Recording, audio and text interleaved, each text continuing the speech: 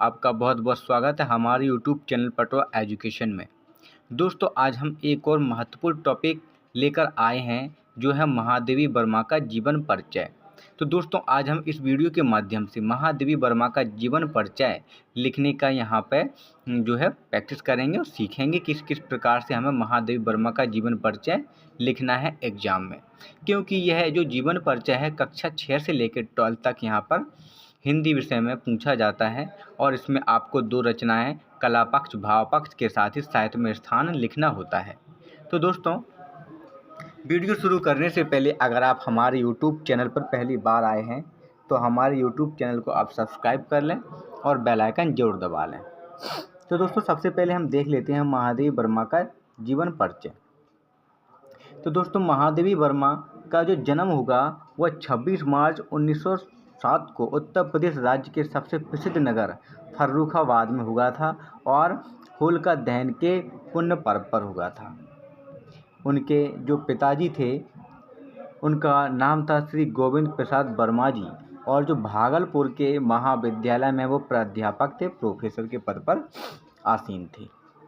उनकी माताजी का नाम हेमरानी देवी था, जो महादेवी वर्मा लेखन में इतनी अधिक रुचि लेती थी कि उन्होंने 7 वर्ष की अवस्था में ही कविताएं लिखना शुरू कर दिया था। उनका विवाह हुआ था। उनका पति का नाम था डॉक्टर स्वरूप नारायण वर्मा। महादेवी वर्मा ने गुलामी और आज़ादी को बहुत ही करीब से देखा है और अपनी रचनाओं में उन्होंने उसका उल्लेख भी किया है। उनका जो निधन था 1987 ईस्वी में इलाहाबाद उत्तर प्रदेश में हुआ था। तो दोस्तों, ये सभी पिन पॉइंट हैं जिनके आधार पर महादेवी वर्मा का हम जीवन परिचय लिख सकते हैं। अब दोस्तों, हम बात कर लेते हैं महादेवी वर्मा की रचनाओं के बारे में कि उन्होंने कौन कौन सी रचनाएं लिखी हैं। तो सबसे पहले उनका आता है कविता संग्रह, जिसमें उन्होंने रश्मि, नीरजा, निहार, सांदगीत, दीपशिखा, सप्तपर्णा, अग्निरेखा, प्रथम आयाम आदि रचनाएं उन्होंने अपनी कविता संग्रह में लिखी हैं। इसके अलावा आत्मिका, परिक्रमा, यामा, यह भी उनकी प्रसिद्ध कृतियां हैं। इसके पश्चात बात करते हैं रेखा चित्र की, तो उन्होंने कुछ रेखा चित्र भी दिए हैं, जैसे अतीत के चलचित्र, स्मृति की रेखाएं। ये 2 जो हैं महादेवी के सबसे फेमस वो रेखा चित्र हैं। निबंध की बात करें तो विभिन्न प्रकार के उन्होंने निबंध दिए हैं। ये विवेचनात्मक गद्य पर आधारित हैं। साहित्यकार की आस्था और कई प्रसिद्ध संकल्पित निबंध उनके हैं।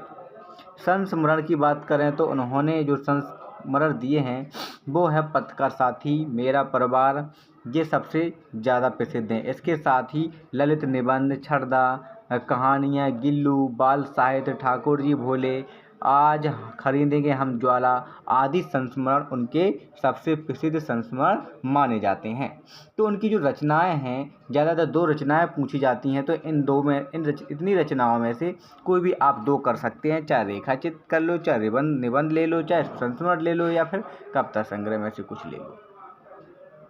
अब बात कर लेते हैं महादेवी वर्मा का भाव पक्ष के बारे में कि उनका जो भाव थे, उनके मन के जो विचार थे वो किस प्रकार के विचार थे, उन्होंने अपनी रचनाओं में किस प्रकार के विचारों के द्वारा अपनी रचनाएं लिखी हैं।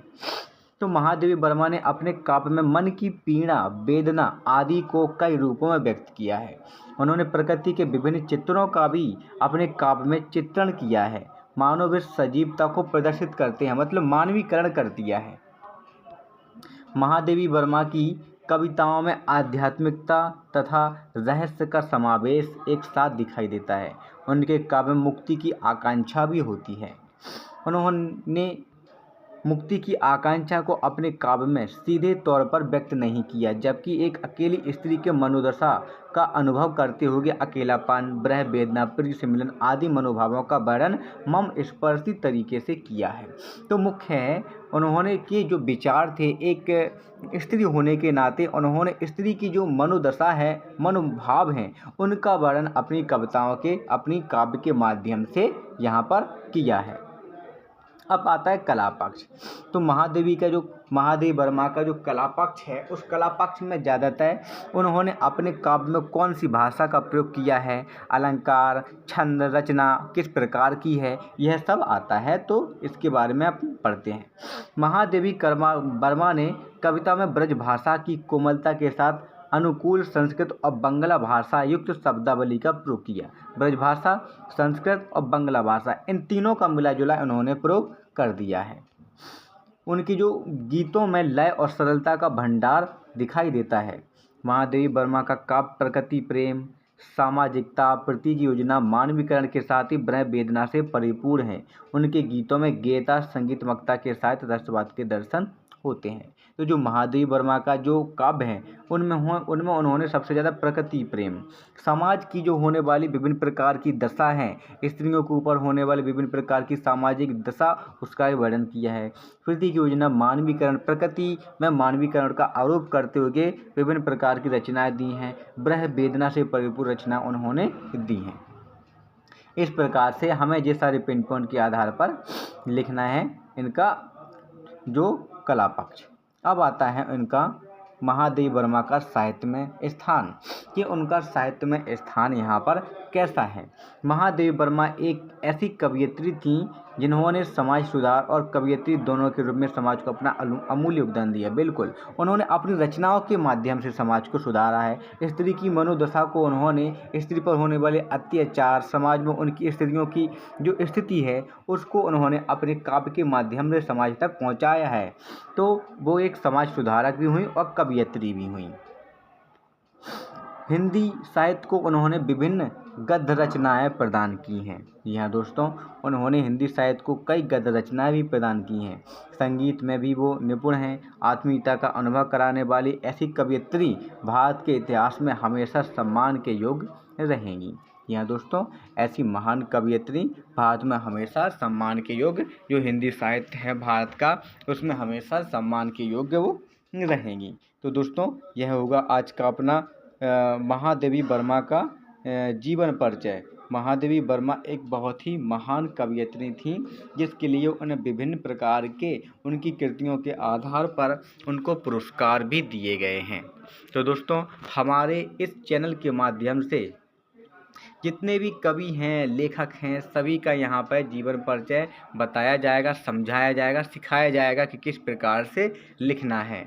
और यह एग्ज़ाम में पूछे भी जाते हैं, बोर्ड एग्ज़ाम में पूछे भी जाते हैं।